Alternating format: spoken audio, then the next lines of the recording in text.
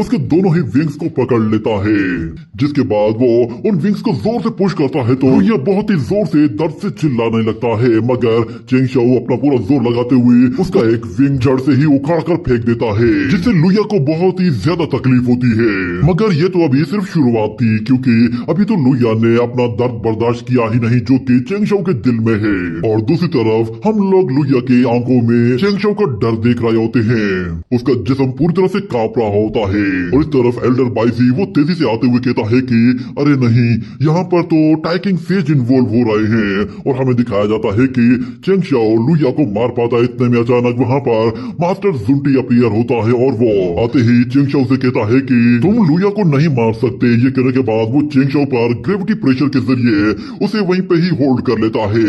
और हमें दिखाया जाता है कि जुंटी का जाइंट हैंड उसके बिल्कुल नीचे से निकलता है और उसे दबोचने के लिए पूरी तरह से क्लोज होने वाला होता है। और मास्टर जुंटी कह रहा होता है कि कॉज एंड इफेक्ट की वजह से तुम लुया को नहीं मार सकते, क्योंकि ये हमारे वेस्टर्न रीजन के लिए बहुत ही ज्यादा खतरनाक है, इसीलिए तुम्हें ही अब मरना होगा।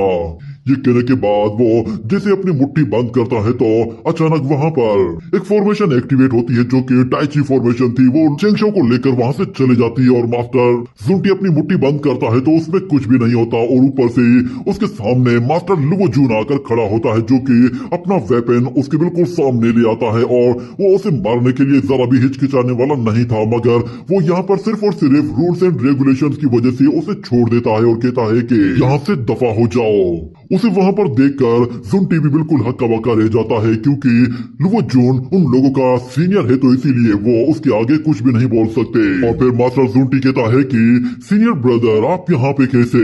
वो अपने हाथों में देखता है तो उसके हाथों में चेंग शाओ नहीं होता, बल्कि चेंग शाओ वहाँ पर दोबारा उसी जगह पर अपीयर होता है जहाँ लुया की वो बॉडी पड़ी हुई होती है। मास्टर लुओ जून ने उसे टाइम पर ही बचा लिया था और अब मास्टर जुंटी वहां से जा चुका था और मास्टर लुओ जून भी खुद वहां से चला जाता है और वो सबको चेंग शाओ के हवाले कर देता है।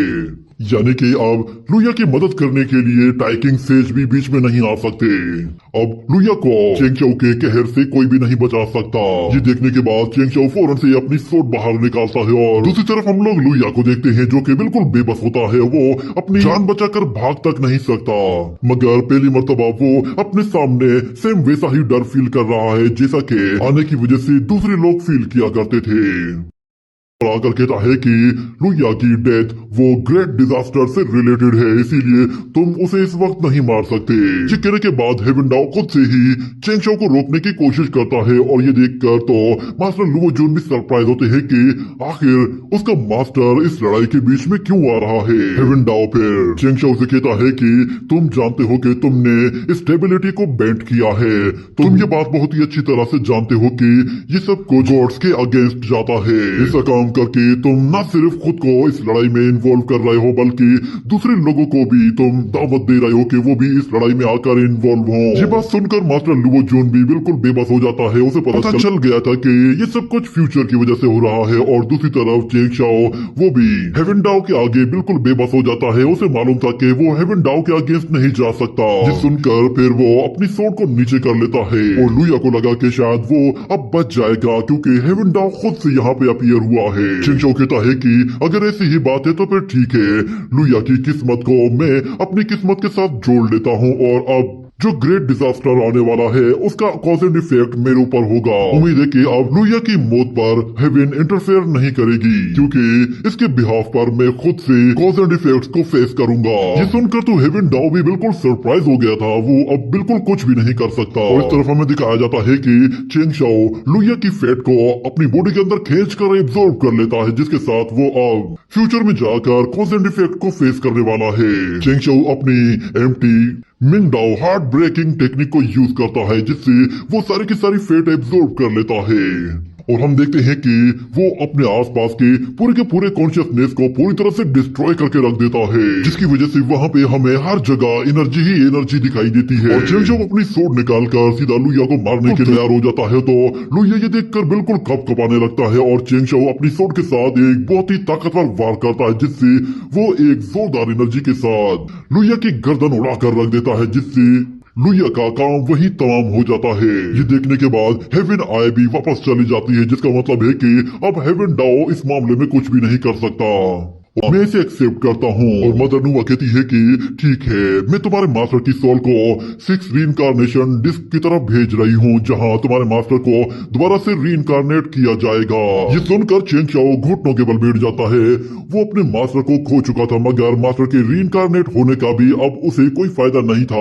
और हम देखते हैं कि फिर वहाँ पर गोडेस हाउ टू अपीयर होती है और वो वहाँ पर अपनी उसी रोने वाली इनकारनेशन के साथ वहाँ पर आती है और वो चेंग शाओ के दुख और दर्द को और भी ज्यादा बढ़ाने के लिए कहती है कि कितने अफसोस की बात है कि तुमने अपने मास्टर को खो दिया, मगर मैं तुम्हारे लिए कुछ भी नहीं कर सकती क्योंकि मैं बिल्कुल बेबस हूँ। मैं एक मार्शल गॉड हूँ और मुझे भी रूल्स को फॉलो करना है। मैं जानती हूँ तुम इस वक्त बहुत ज्यादा सदमे में हो। मैं जानती हूँ कि तुम्हारा मास्टर वो किसी न किसी रीजन की वजह से ही इस दुनिया से गया है और यकीन जानो कि इस दुनिया से जाने वाले लोग वो दोबारा से आते हैं तो वो बिल्कुल बदल जाते हैं। और मैं इसके लिए बहुत ज्यादा शर्मिंदा हूँ कि मैं तुम्हारे लिए कुछ भी नहीं कर सकती क्योंकि तुम्हारा मास्टर जब वो दोबारा रीइंकार्नेट होगा तो मैं उसके लिए कुछ भी नहीं कर पाऊंगी, ना ही मैं तुम्हारे लिए कुछ कर सकती हूँ।